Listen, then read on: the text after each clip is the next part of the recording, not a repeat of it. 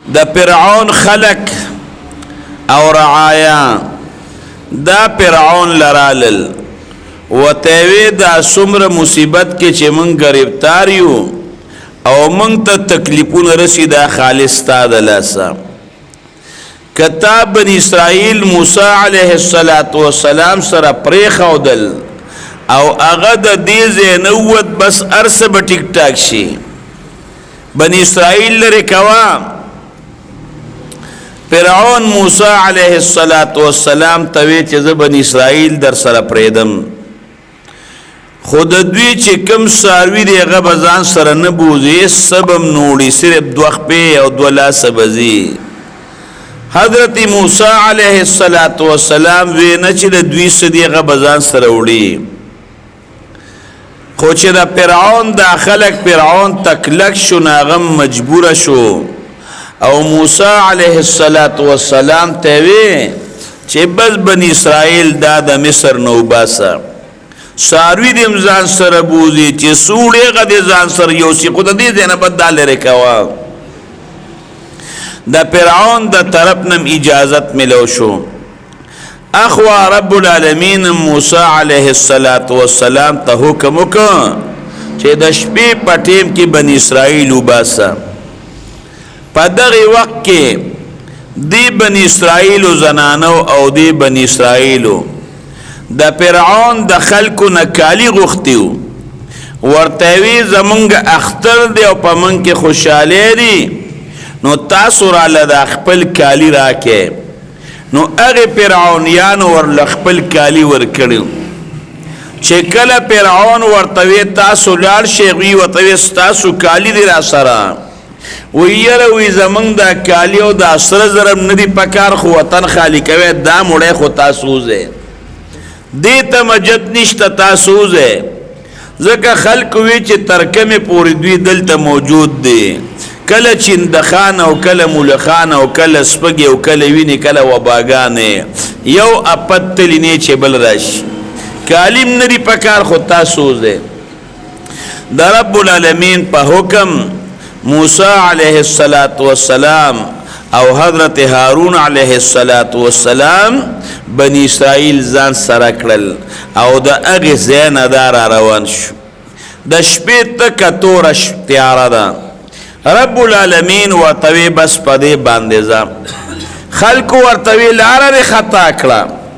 دا خو ته په دریاب باندې ورلې وې زما رب ما ته دا طرف خولې چې پدې باندې ځم دی خوا چې لار دریاب باندې ورغی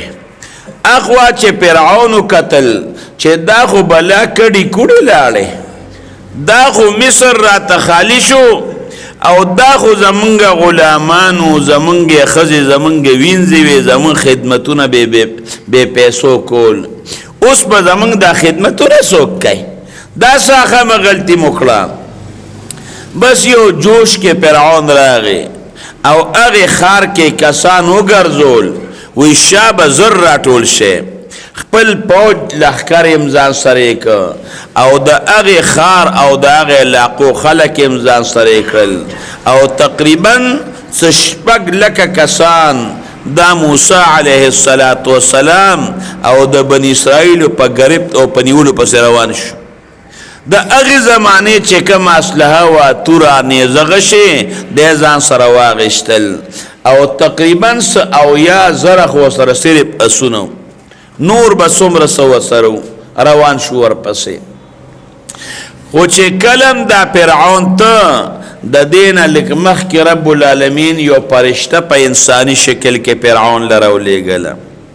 او دې فرعون ته وی چې یو مولاوی او داغه په خپل مری باندې احسانات او انعاماتي جامع ورکړي خوراک ورکړي مال دولت ورکړي عزت ارسي ول ورکړي او دغه مری داغه خپل آقا خلافو کې نو د سره سکول پکار دي نو فرعون ورته سوی چې د خپل مولا آقا په دومره احسانات دي چې هغه عزت ورکړی دی مال دولت جامار سی ورکړی دی او دې پاغې کې هم داغه تابعداري نه کوي خلاف کوي نو دې په دریاب کې ډوبول پکار دي دا سزا ورکول پکار دي هغه پرشته په انساني شکل کې وی دا خو را لږ په کاغذ ولیکه دی فرعون اولیکل په یو شی باندې چې کوم انسان باندې د خپل آقا احسانات دي هغه له عزت ورکړي مال او دولت جامه او بیا هم دغه خلاف کوي دی په دریاب کې غرقول پکړ دي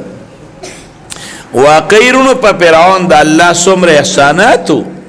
300 کاله کې د فرعون په سر باندې چته درد دوم نه دی راغلی چې انسان 300 کاله جون داسې تیر کی چې سرهوږي امنی لیدي خامخا به سرکشي کوي کنه سیلی دی نه په وجود باندې روغ دی چې کله موسی علیه السلام په دریاب باندې ورغی قوم ورته وی دا څه چلو که دا خو په دریاب رالی شاته چیو قتل نو شاته ورپسې فرعون دی د فرعون لخکر دی اسلحې دی ورسره دغه وخت موسی علیه السلام ته وی مونږ خو ګیر شو مخې ته دریاب دی شاته فرعون دی او لخکر دی ورسره اگر هغه ګیر شو رب العالمین ورته وی دا امصار دریاب لیوسا حضرت موسی علیہ السلام دا رب العالمین په حکم باندې امسا او کونټه دریاب لیوړه په هغه دریاب کې 12 لارې جوړې شوې ذکر یعقوب علیہ السلام 12 زامنو هغه 12 زامن دا په مصر کې بادشاہو داوی بچی نوسی کلوسی کودی دا داوی اولادو نو 12 قومو رب العالمین و تا 12 لارې جوړې کړې ولی که یو لارې یو قوم به وی چې مونږ په مخکېزو بل قوم به وی چې مونږ په مخکېزو یو بل سره به جنگ جګړې کوي نه الله پکې و تا 12 لارې جوړې کړې اغا دریاب لکه د غرونو په شانتي ودرېد اوبه ودرېدې بالکل اوبه ولاړې دي ځمکه خو خټه ده الله پکې اوچلوله هغه ځمکه ورته رب العالمین اوچه کړه یو قوم په یو لاره ورغی بل قوم په بله لاره ورغی لیکن د هغې دریاب هغه اوبه د غرونو په شانتې ولاړې دي خو د شیشې په شان یو قوم ته یو ښکاري بل ته بل ښکاري یو بل ورته ښکاري چې ښه برابر مطمئن وي چې یو قسم غرق نه دی چې کله دوی د دریاب د منځ له ورسېدل دغې وخت کې فرعون سره د لښکر نه راغی ودرېد دا قوم ورتوی ګوره دا خلق په حق معلومیږي دریاب ورته وشلید لارې ورله ورکړې سم شه دی ورته سوی وی زه ستاسو لوی رب یم تاسو ته خو ما ویلي دي چې انا ربکم الاعلی زه ستاسو لوی رب یم دا زما د هیبت او د دبدبې د وجې نه دریاب وشلید او دی پی ورل دا زما برکت تی دا زما دبدبه دا دا زما حیبت تی اسی پی ورواچو اسی نت اسمخ کی نزی احادیث مبارکو کی یو طریقه ذکر شوی دا جبریل امین راغی اغا طریقه پا حدیثو کشتا او اغا اسی پا اغی طریقه باندې پا دریاب باندې روان شو ورغی چې کله فرعون ته مخ کړي او دا شپږ لکه پوج او قوم سره د نیزو ورپسې دي چې د دریاب د منځ ته ورسېدل د موسی علیه السلام اخیری سړی د دریاب نه ووته رب العالمین موسی علیه السلام ته وایي دریاب له کونټې وسوړه چې کله بیا دریاب له کونټې یوړه اوبه خو لکه د غرونو په شان را جمع شوې وې هغه بحر قلزم غلوي دریاب سمندر هغه پرې رایوځی شو الله شپږ لکه کسان د فرعون سره د اسلحو په سکند کې ډوب کړل په سکند کې الله تباه کړل دغه وخت کې الله ته چغې کړې په کوم رب باندې چې بني اسرائیل ایمان راوړی دی په هغې رب باندې زم ایمان راوړم هغې فرشتې ورته خط وښو وایي تا په خپله لیکل کړي دي چې کوم غلام د خپل آقا نافرماني وکړي او هغې آقا وله مال او دولت عزت ورکړي تا ویلي چې سزا یې ډوبېدل دي تا د خپل رب العالمین نافرمانی کړې ده الله درله بادشاهي درکړه په سوونو کاله الله نعمتونه درکړل او د رب پر نافرمانی دې کړې ده په خپله دې ځان له سزا خوښه کړې ده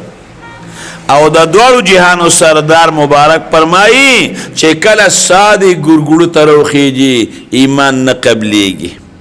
دغې وخت کې اوس فرعون ایمان راوړي الله ورته سوي الان وقد عصيت اوس ایمان راوړي ادینه د مخکې نافرماني کول اوس ایمان راوړي په هغې دریاب کې الله په ډوب کو الله غرق موسی علیه السلام سره د بني اسرائیلو د دریاب نه ووت بني اسرائیلو په خپلو سترګو باندې ولیدل چې فرعون سره د لښکر نه هغه دریاب یوړ بیا م یریږي موسی علیه السلام ته وایي چې ته بد شوي نه اسې نه چې ته بد شوي نه بیا به را سره څه کوي رب العالمین څه وایي وایي نن به د دې بدن دا بدن به محفوظ ساتم وجنم به خو بدن به محفوظ یو ورځ دو پس د فرعون هغه وجود هغې بحر قلزم بهر ته راوغورځو په خپلو سترګو باندې ولیده چې فرعون وفات شوی دی الله خو وی ننجیک ببدنک بدن به درله محفوظ کوم نجات به ورکوم تر ننه پورې د مصر په عجایبګر کې د هغې فرعون بدن دا محفوظ دی الله بني اسرائیلو ته خو چې غرق شوی دی